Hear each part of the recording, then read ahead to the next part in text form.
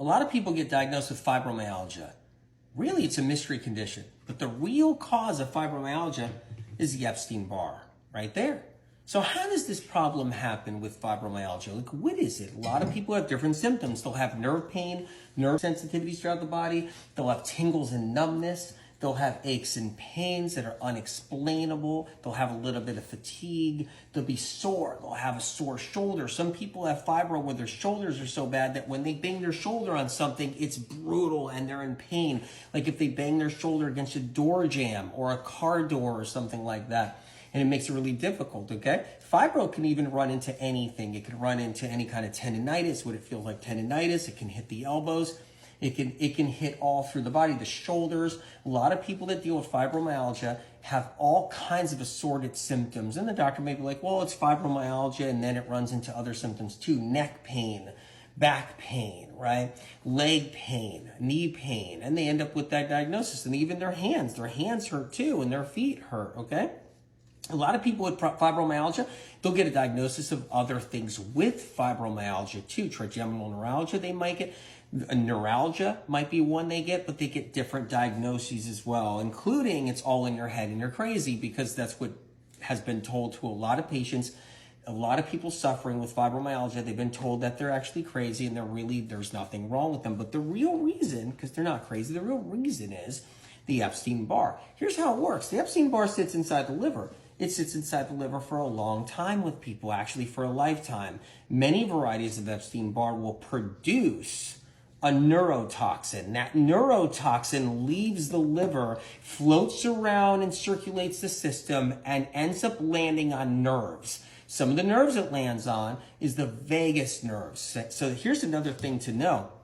One of the symptoms people with fibromyalgia get, right, is dizziness. They'll get a little dizziness. They feel like they're on a boat. They get vertigo sometimes. They'll even get tinnitus, where they get the ringing in the ears. So people with fibromyalgia, they kind of cross the boundaries into all these other type of symptoms too, at least one moment in their life, all caused by the Epstein-Barr. The Epstein-Barr produces these neurotoxins. The neurotoxins float around all through the body, and then the nerves become allergic to the neurotoxin. So here's how it goes. The Epstein-Barr neurotoxin is a poison. It lands on the nerves, vagus nerves, phrenic nerves, any kind of nerves really inside the body, tibial nerves, all the nerves, and it lands on the nerves and it inflames them. So the nerves become hypersensitive. So your vagus nerves, your phrenic nerves become hypersensitive from the neurotoxins.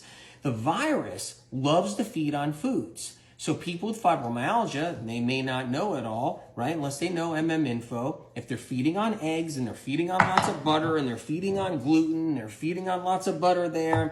If they're having cake, having some birthday cake or just cake overall, whatever it is, and they're getting all that gluten, dairy products, and everything else, they're feeding the Epstein-Barr. And so the Epstein-Barr gets more food. And the more food the Epstein-Barr gets, the more neurotoxins get produced and the more fibromyalgia someone deals with.